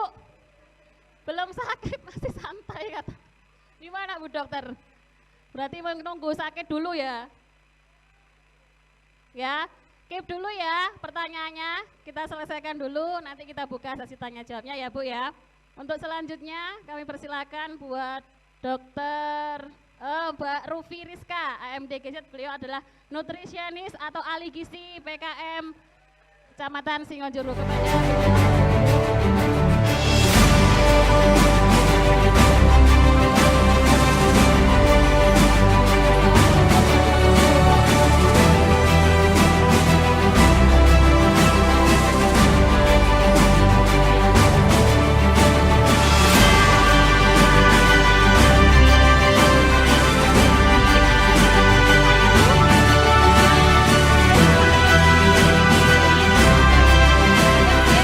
Di sana kalau mau konsultasi saya ada Bu, Senin, Selasa, Kamis saya pasti standby di poli umum nggih Bu. Kalau misalkan periksa mau konsultasi bisa nggih. Nah, di sini saya mau sharing-sharing aja. Kan yang lebih berpengalaman ibu-ibu semuanya nggih. Kalau saya sendiri belum menikah Bu, jadi belum punya anak, jadi belum punya pengalaman. Tapi saya punya teori-teorinya saja nggih. Jadi yang berpengalaman malah jenengan semuanya. Nah, next. Nah, ibu-ibu sekarang kan lagi ngehits ya Bu ya. Stunting. Apa sih itu stunting? Ada yang tahu Bu? Kurang gizi, gagal tumbuh, terus apa lagi Bu? Next. Nggih, jadi bener nggih Bu nggih? Next lagi. Nah, jadi stunting itu perawakannya pendek, di mana tinggi badan seseorang tidak sesuai dengan umurnya. Jadi sama teman-teman sebayanya itu Bu, dia lebih pendek, gitu nggih. Nah, stunting ini enggak ujuk-ujuk Bu, ujuk-ujuk lahir, ujuk-ujuk PAUD, moro-moro stunting boten. Dia terjadi karena masa lalu, masa lampau. Dimulainya dari kapan? Next. Nah, oh ya ini Bu, jadi indikatornya stunting itu tinggi badan nggih Bu. Ibu-ibu, anak-anak PAUD-nya di sini umur berapa? 5 semua? Ada yang 6, nggih. Kalau misalkan 5 ke bawah ada yang masih posyandu? Masih, nggih. Buku KIA-nya ada? Nah, ada buku yang warna-warni kayak gini kan nggih Bu? Nggih. Nah, biasanya yang di posyandu itu, yang dititi'i sama Bu Kader, itu berat badan menurut umur. Bukan tinggi badan menurut umur, sedangkan yang stunting ini tinggi badan menurut umur. Jadi kadang protes, Mbak, anakku lu lemu, sehat, ginu-ginu, berat apa, yang di posyandu garisnya di hijau, kok dibilang stunting? Nah, itu indikatornya berbeda. Nggih, yang di posyandu itu yang diplot itu yang berat badan menurut umur. Jenengan bisa dibaliknya, itu ada tinggi badan menurut umur diplot sendiri. Nah, kalau garisnya dia di -2 ke bawah, itu dia namanya stunting. Tapi kalau misalkan di -2 ke atas itu normal. Jadi di situ ada Bu angkanya 0, 1, 2, terus bawahnya -1, -2, -3 gitu nggih. Jadi nanti yang punya KMS anaknya di bawah 5 tahun bisa diplot sendiri. Pengen penasaran kan Bu anaknya gimana, itu bisa nggih. Next. Nah ini Bu, 2016 UNICEF mengeluarkan ini. 1 dari 3 balita di Indonesia menderita stunting. Oke, next. Nah, kemudian tahun kemarin dilakukan survei SSGI. Survei SSGI itu apa? Survei status gizi balita di Indonesia. Dan Indonesia stuntingnya masih 24,4%, Bu. Next. Sedangkan target pemerintah itu Bu, tahun 2024 harapannya stuntingnya harus 14%. Jadi kan PR-nya masih banyak nih Bu, PR-nya masih 10%-an. Lah, kita bisa menghindari itu, menghindarinya dengan apa? Next. Nah ini, dengan 1000 hari pertama kehidupan. Ada yang tahu Bu 1000 hari pertama kehidupan ini apa? Betul sekali, dimulai dari dalam kandungan sampai umur berapa Bu? Sampai umur 2 tahun, luar biasa, tepuk tangan. Next, oh Bu Kader. Benar Bu Kader soalnya. Next. Nah ini nggih Bu, jadi benar. Jadi 1000 HPK itu dimulai masa hamil 280 hari, dilanjutkan anak itu umur 1 hari sampai 24 bulan. Jadi totalnya 1000 hari. Nah, periode ini merupakan periode emas. Kenapa kok emas? Karena masa-masa pertumbuhan di periode ini sangat pesat, Bu. Kalau periode ini terlewati, ibu hamil itu maeme sembarangan, mek sego ambek kerupuk misalnya nggih. Kalau enggak nasi sama tahu to, atau enggak nasi sama sayur to, sama garam. Masih ada tak Bu makan pakai garam? Enggak ada nggih. Terus habis itu enggak pernah kontrol. Terus anaknya enggak dikasih ASI. Itu bisa ketinggalan periode ini. Akibatnya apa ini Bu? Anak tidak cerdas karena pertumbuhan otaknya kurang sempurna. Kemudian berpotensi stunting. Terus habis itu gampang sakit. Dan yang ketiga menurunkan konsentrasi. Jadi lek diajari ku uangel, jangan nggih. Itu salah satunya bisa karena ini. Next. Next. Nah ini Bu, jadi ini perkembangan otak nggih Bu. Anak lahir itu 25% otak orang dewasa. Kemudian usia 2 tahun itu 70%. Nah kalau 70%-nya terlewati lah eman-eman ya Bu ya. Kan pembentukannya paling besar di sini. Sedangkan setelah itu baru digenepinya gitu nggih. Next. Nah ini Bu. Faktanya, biasanya ada pembelaan gini, yo Mbak Andra Eci, anakku cilik, wong ibu cilik, bapak cilik, mbak cilik, baik, siapa lagi cilik gitu ya Bu ya udah. Bu sekali lagi, stunting bukan faktor keturunan. Ibu cilik, bapak cilik, anaknya belum, iya benar, anaknya bisa tinggi. Kalau apa? Itu tadi dari hamilnya sudah diperhatikan, gitu nggih. Terus dia berhubungan dengan kecerdasan. Kemudian mempengaruhi aktivitas berkaitan dengan emosional dan menjadi gemuk. Ini akibatnya. Kan dia pendek nggih Bu nggih, tapi beratnya umurnya sesuai. Jadi kelihatannya penampakannya ini gendut. Padahal dia karena pendeknya gitu. Next. Nah ini Bu. Ini contoh kalau misalkan dia ini yang balita stunting Bu, otaknya itu nggak full, beda sama yang normal, kan kuning-kuningnya banyak itu ya Bu ya, yaitu perbedaannya. Terus habis gitu dia juga ada dampak nanti pertumbuhan, kan 15 tahun lagi kan yang jadi pemimpin-pemimpin ya anak-anak yang sekarang ya Bu. Nah kalau misalkan sekarang anaknya stunting semua kan eman-eman dulu, apa nantinya. Terus juga dampaknya ke ekonomi juga. Next. Nah, jadi tadi nggih Bu nggih pencegahannya dengan 1000 hari pertama kehidupan. Next. Nah, ini Bu.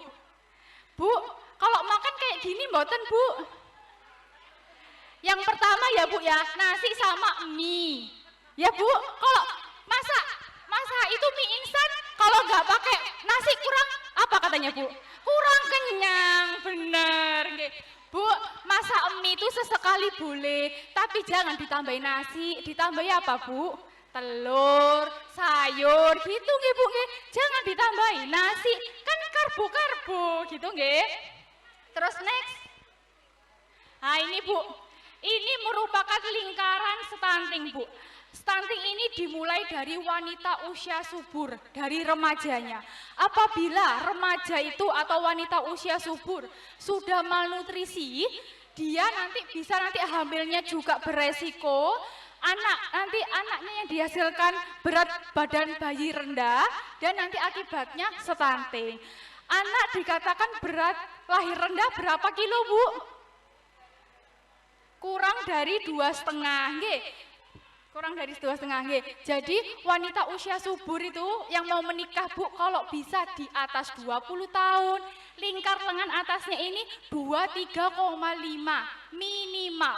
Kalau belum 23,5, umurnya sudah 22 misalkan, kalau bisa jangan hamil dulu. Kenapa? Bisa nanti ini lingkaran stunting.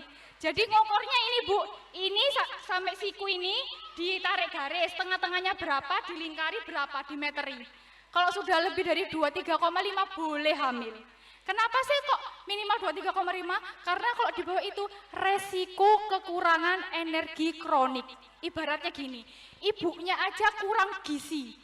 Lah anak itu kalau yang di dalam kandungan kan ngambil nutrisi ibunya ya Bu ya.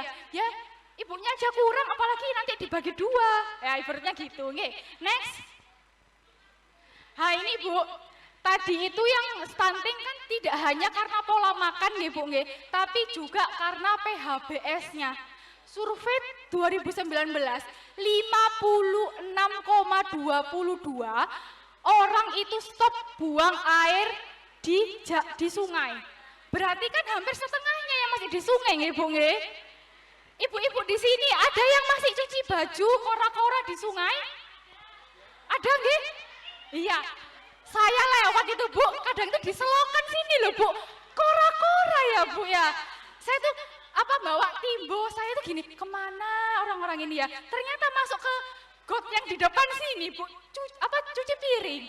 Nah Bu, sungai itu kan satu alir mengalir nggih Bu nggih. Yang saya ini BAK, sini BAB, sini gosok gigi, sini cuci baju, kora-kora. Bu, itu apa enggak cuci baju kora-kora bekasnya nya orang Bu. Ya Bu. Jadi kalau bisa stop Bu, karena itu juga bisa mempengaruhi gitu nggih. Next. Nggih, jadi ini nggih Bu nggih, ini tadi yang dikatakan Pak Supri. Jadi untuk menanggulangi itu, jadi kita harus hidup sehat. Jadi dimulai ibu hamil mengkonsumsi makanan yang gizi seimbang, terus membantu ibu hamil memeriksa kesehatan. Bu, ibu hamil sekarang minimal periksa itu 6 kali. Kalau zaman dulu kan cuma 4 kali nggih, kalau sekarang 6 kali. Plus 2 USG. USG itu bukan nunggu nanti Bu mau lahiran USG mboten, tapi sedini mungkin biar bayi itu bener masuk ke rahim atau di luar rahim atau gimana gitu nggih. Terus habis itu minum tablet tambah darah. Jadi minum tablet tambah darah berapa Bu? Kalau ibu hamil 90 butir selama kehamilan. Kalau wanita usia subur atau ibu-ibu semua ini minumnya 1 kali seminggu. Jadi seminggu sekali nggih. Terus habis gitu lahiran di fasilitas kesehatan. Dukun pun mboten wonten nggih Bu. Mboten enten nggih. Terus habis itu inisiasi dini dan ASI eksklusif. Gitu nggih. Inisiasi dini apa Bu? Menyusui yang gimana Bu? Langsung pas apa Bu? Pas baru melahirkan nggih. Jadi inisiasi menyusui dini anak lahir diletakkan di dadanya ibu selama 1 jam untuk mencari putingnya ibu. Jadi ASI yang pertama kali keluar namanya apa Bu? Yang warnanya kuning? Apa Bu? Namanya kolostrum. Itu jangan dibuang nggih Bu. Kalau orang zaman dulu guaan iku mambu, guaan iku warnane wis kuning buta akeh racune. Padahal Bu, kolostrum itu luar biasa manfaatnya nggih. Jadi jangan dibuang. Terus dikasih ASI eksklusif sampai 6 bulan. Bu, yang dikatakan ASI eksklusif itu bener-bener ASI tok 0 sampai 6 bulan. Air putih gak usah, madu gak usah, didulang gedang apa maneng gak boleh nggih Bu. Nah, apalagi nambah nasi sama pisang itu enggak boleh nggih. Mbak, anakku pitu biyen Mbak tak dulang gedang arek sehat-sehat. Ya, itu pas beruntung ya, Bu. Pas malaikatnya ada, Bu ya. Anaknya tersedak, nanti bisa sesak nafas kayak gitu nggih, bahaya, belum waktunya. Kemudian rutin datang ke posyandu, ini yang susah ini. Apalagi kemarin habis posyandu nggih. Jadi, ayo Bu, mari ke posyandu. Posyandu itu enggak cuman yang butuh itu bukan kadernya, Bu, harusnya ibunya, biar tahu kan, Bu, perkembangannya gimana gitu nggih. Terus habis gitu berikan makanan lokal, terus habis gitu PHBS. Next. Nah, ini Bu, sekarang kan anak-anaknya PAUD nggih, Bu nggih. Siapa yang membiasakan anak-anaknya sarapan, Bu? Semua nggih, sip. Bu, biasakan sarapan sedini mungkin nggih, Bu nggih. Sarapan itu sangat penting, nggih. Apalagi anak-anak usia sekolah, penting, wajib. Next. Next. Ini gambar apa, Bu? Ada makanan pokok, lauk pauk, buah, sayur, susu. Ini apa dulu, Bu? 4 sehat 5 sempurna. Next. Bu, kira-kira 4 sehat 5 sempurna masih dipergunakan tak, Bu? Masih. Next. Nah, betul sekali katanya Bu kepala sekolah nggih. Jadi 4 sehat 5 sempurna sudah ditinggalkan. Kesempurnaan bukan karena susu nggih, Bu nggih. Jadi sekarang diisi isi piringku. Isi piringku ini Pak kabar ya Pak. Jadi isi piringku ini lebih lengkap. Selain makanan yang beraneka ragam, ada porsinya. Disuruh minum air putih, disuruh olahraga, disuruh cuci tangan. Next. Nah, next. Nah, jadi isi piringku ini konsep baru yang diusung Kemenkes mulai tahun 2017. Jadi 4 sehat 5 sempurna itu sudah dari 2017 sudah ditinggalkan, Bu. Diganti sama isi piringku. Next. Next. Nah, ini Bu, perbedaannya ya Bu ya. Kalau yang ini mek kokon mangan ya terus dikasih susu, gak dikasih olahraga, gak disuruh cuci tangan, gak disuruh minum air putih. Ya itu nanti bisa jadi penyakit-penyakit yang lain. Ada anaknya yang gak suka minum air putih, Bu? Ada? Nggak ada nggak suka ada? Oh enggak ada nggih. Saya soalnya kapan hari nemuin Bu, anaknya masih 2 tahun, enggak mau minum air putih sama sekali. Saya tanyain, terus minumnya gimana? Ya minumnya teh Mbak tiap hari. Nah, teh kan ada gulanya Bu. Lama-lama tahu yang ceritanya Arya kan Bu, yang dia kegemukan sampai nggak bisa jalan, itu salah satunya. Itu karena dia mengonsumsi teh kemasan sehari itu bisa 20. Itu yang bahaya nggih. Jadi air putih itu penting. Next. Ini nggih, jadi porsinya itu Bu, yang benar tuh seperti ini. Kadang itu ya nasi esak gunung, iwake esak dumlit Bu. Nggih, kalau enggak endok iku disigar dadi papat gitu nggih, satu lah. Bu, dulang anak itu ya telur 1 Bu. Lemuru ya 1, jangan dicuil-cuil pun Bu, nggih. Jangan dicuil-cuil, Terus habis gitu, biasakan untuk makan sayur dan buah. Nggih, saya salah satu termasuk orang yang nggak suka sayur dan buah. Kenapa? Karena dari kecil orang tua saya ngajarinya makannya lauk Bu. Jadi akhirnya Bu, saya waktu kuliah Bu, saya itu dipelototi sama teman saya. Ayo, dipangan. Jadi gitu. Jadi akhirnya saya suka sayur buah itu karena teman-teman saya. Coba saya nggak masuk gizi Bu, ya sampai sekarang paling nggak doyan Bu, gitu nggih. Jadi dibiasakan sedini mungkin, nggih. Jangan sampai nanti tunggu besarnya, jangan nggih. Next. Nah ini Bu nggih tadi nggih, cuci tangan harus pakai sabun dan air mengalir, nggih. Aku wis cuci tangan Mbak, tapi ndek kobokan mek dicelup, ya kumane gak mati, nggih. Terus habis gitu olahraga itu nggak harus sing senang gitu nggih Bu. Main sepak bola, anaknya main sepak bola sudah olahraga. Jenengan nyapu Bu, olahraga, tapi nyapunya harus 30 menit Bu. Lek nyapunya mek 5 menit ya belum olahraga, nggih. Jadi kalau halaman yang luas tuh disapu kabeh, nanti rumah tetangganya disapu. Next. Nah ini nggih Bu nggih, jadi Dan di isi piringku itu nggak hanya makannya aja, tapi gula, garam juga dibatasi. Jadi gula ini Bu sehari 4 sendok sehari, nggih.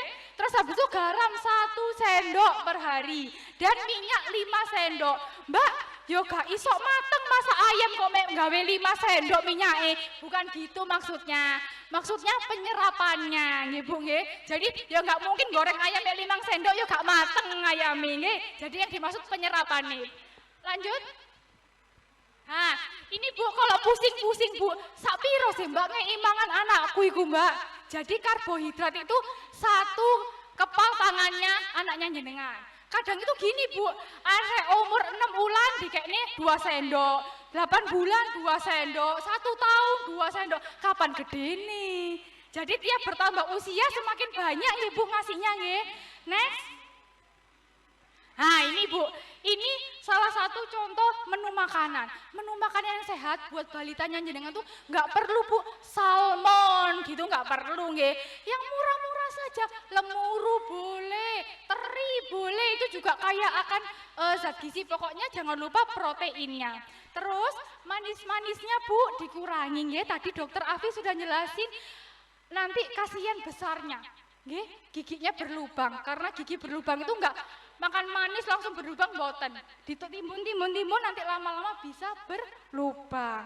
Terus jajanan Bu, jajanan apalagi yang ada saus-sausnya, nggih, apalagi sausnya itu yang warnanya pink mentereng gitu nggih Bu nggih. Ha, itu yang perlu diwaspadai nggih, kalau bisa dikurangin. Kalau bisa bikin menu-menu sendiri. Ini yang di bawah ini kan sederhana Bu. Perkedel kentang, mek kentang dikukus, digoreng maneng kan gampang nggih Bu nggih. Jadi gitu. Next. Nah. Jadi kira-kira apa aja manfaatnya? Next. Ini nggih Bu nggih.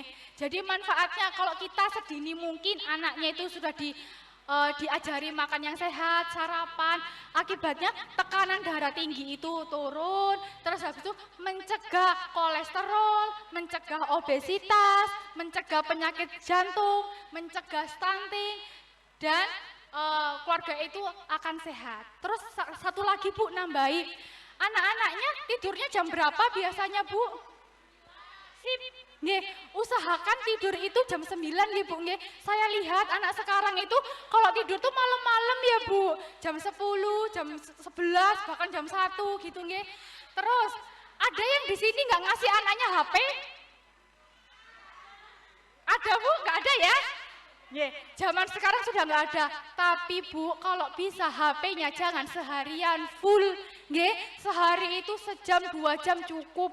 Nggih, dikontrol karena lama-lama nanti kasihan matanya. Dua, dia nggak beraktivitas Bu.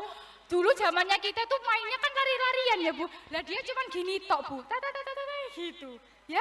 Jadi HP jangan banyak-banyak, nggih boleh tapi jangan seharian full. Sama tidurnya kalau bisa jam 9 tet, jam 9 tet.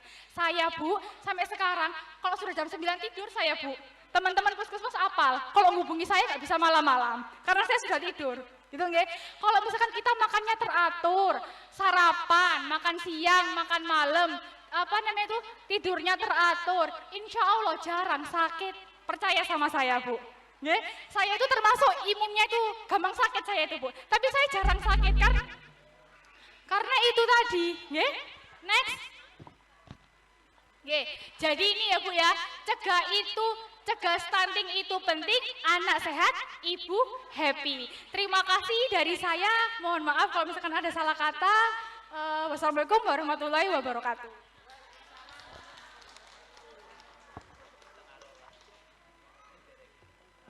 Terima kasih Mbak Rufi. Ibu-ibu, saya akan buka sesi pertanyaan, mungkin ada yang mau ditanyakan? Oh ada. Saya batasi ya, 3 aja nggih. Silakan dipilih siapa yang mau menjawab. Ya.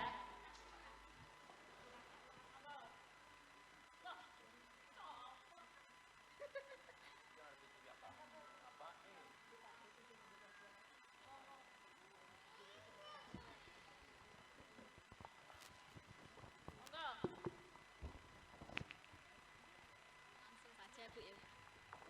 Langsung saja Bu. Bu, pertanyaannya saya itu apakah bisa puting yang pecah itu menyusui gitu?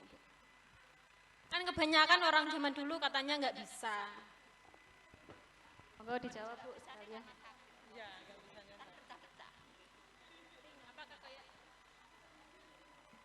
Oke, pertanyaan luar biasa, nggih. Kadangkala orang itu puting pecah katanya jangan disusui, nanti itu bikin racun gitu, nggih. Dan lain-lain. Bu, itu ndak apa-apa, ndak ada hubungannya. Mau puting pecah, mau putingnya mendelep, mau gimana, ndak apa. Yang penting bisa keluar dan disusukan. Dan ASI itu, Bu, dia itu kayak pabrik gula. Kenapa kok kayak pabrik gula? Semakin banyak permintaan, maka produksinya semakin banyak. Tapi kalau nggak ada yang beli, ya mampet. Jadi gitu. Jadi tetap disusukan secara perlahan. Memang pertamanya sakit ya Bu, nggih. Tapi lama-lama nanti bakalan enggak gitu. Nggih. Gitu, nggih. Ada lagi?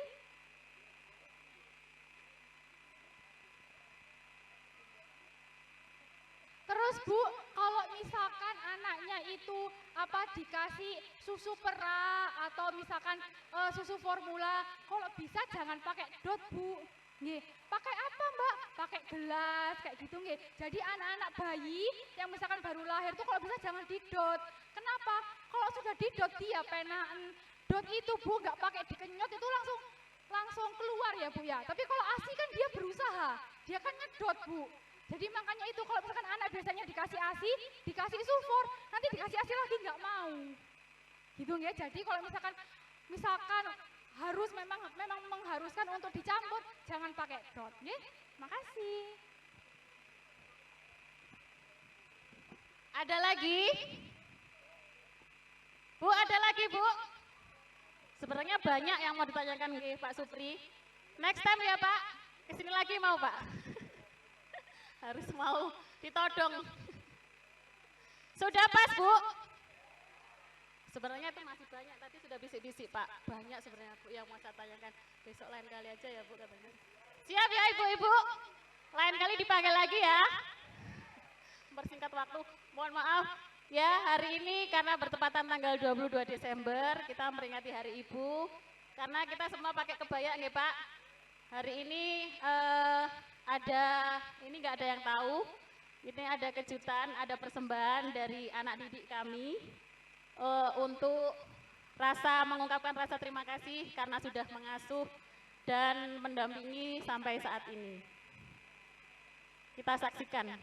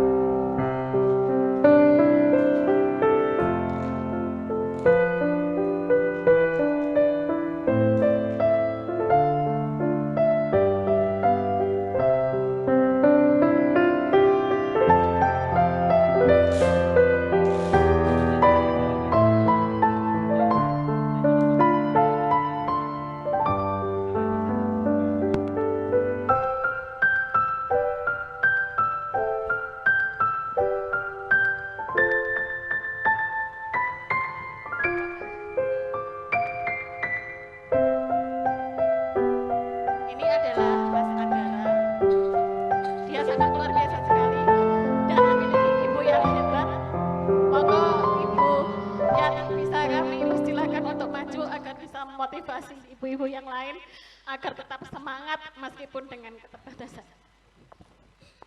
Monggo Ibu Yati bisa ke depan.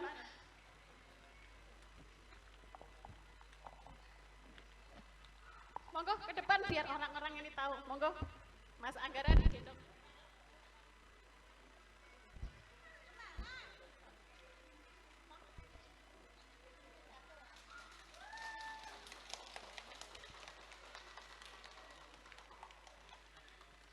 Inilah Bu Yati, beliau orang tua yang sangat hebat. Beliau memiliki 2 orang anak ya Bu, dengan keistimewaannya, tapi beliau tidak pernah patah semangat.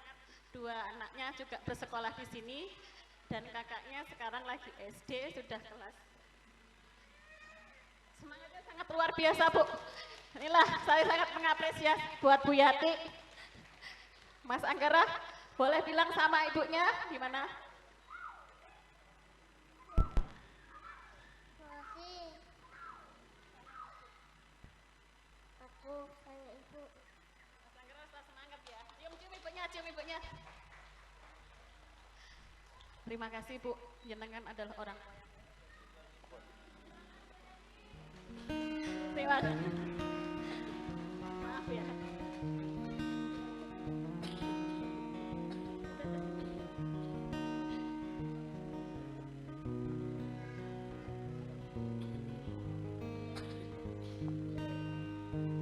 Inilah persembahan kedua dari Mbak Damai. Tepuk tangan semuanya buat Mbak Damai dan ayah Anda.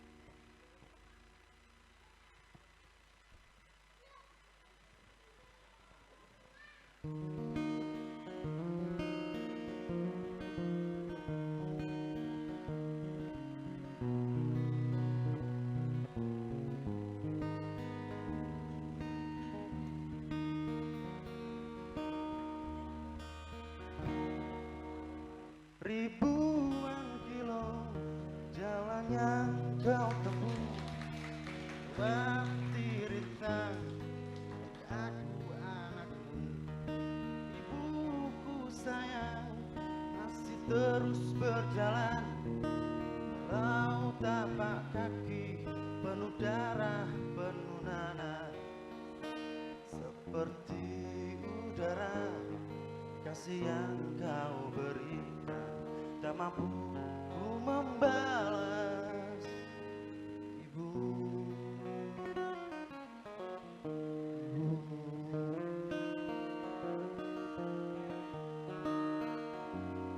ingin ku dekat dan menangis di pangkuanmu, sampai aku tertidur bagai masa kecil dulu.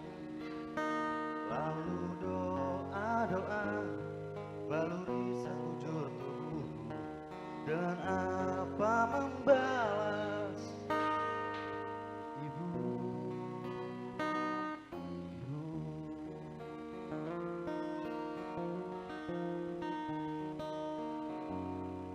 Ribuan kilo jalan yang kau tempuh, lewati rintang untuk aku anakmu.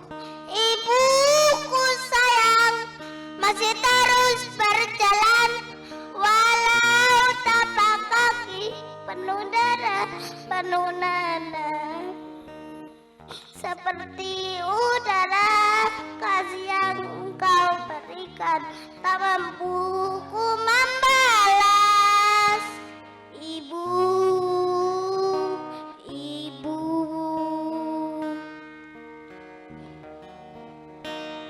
Ingin ku dekap dan menangis di pangkuanmu, sampai aku tertidur bagai masa kecil dulu.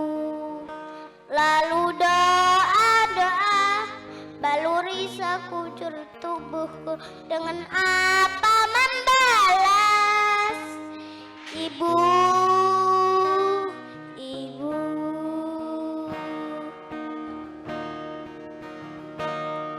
Ribuan kilo Jalan yang kau tempuh, lewati rintang untuk aku anakmu. Ibu,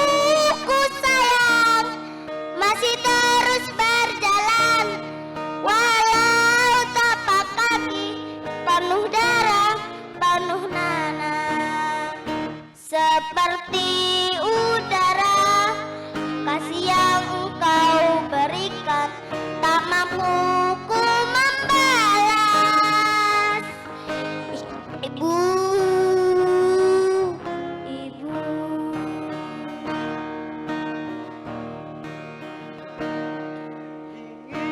ku dekat dan menangis di pangkuanmu sampai aku tertidur bagai masa kecil dulu. Lalu doa-doa baluri sekujur tubuhku, dengan apa membalas. Ibu, ibu. Oke, semuanya. Ku dekap dan menangis di pangkuanmu sampai aku tertidur bagai masa kecil dulu. Lalu doa-doa baluri sekujur tubuhku, dengan apa membalas. Ibu,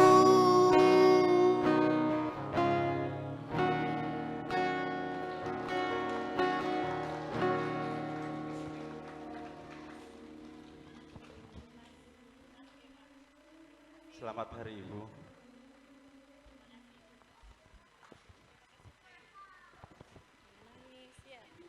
Selamat buat Hari Ibu. Ibu semuanya adalah ibu yang hebat. Tepuk tangan buat ibu-ibu di seluruh Indonesia. Kita semua adalah ibu yang hebat. Kenapa kita hebat? Karena kita bisa mengasuh anak dari ketika kita melahirkan sampai kan anak beranjak dewasa. Hanya ibu, seorang ibu bisa istilahnya bisa sampai mendampingi anak-anak sampai dewasa. Tepuk tangan buat ibu-ibu semuanya. Terima kasih, mungkin hanya itu yang bisa kami sampaikan Bapak Ibu narasumber. Terima kasih banyak. Waktunya pas sekali nggih Pak. Nggih. Foto bersama, monggo kita foto bersama dulu. Terima kasih. Wabillahi taufiq wal hidayah. Wassalamualaikum warahmatullahi wabarakatuh.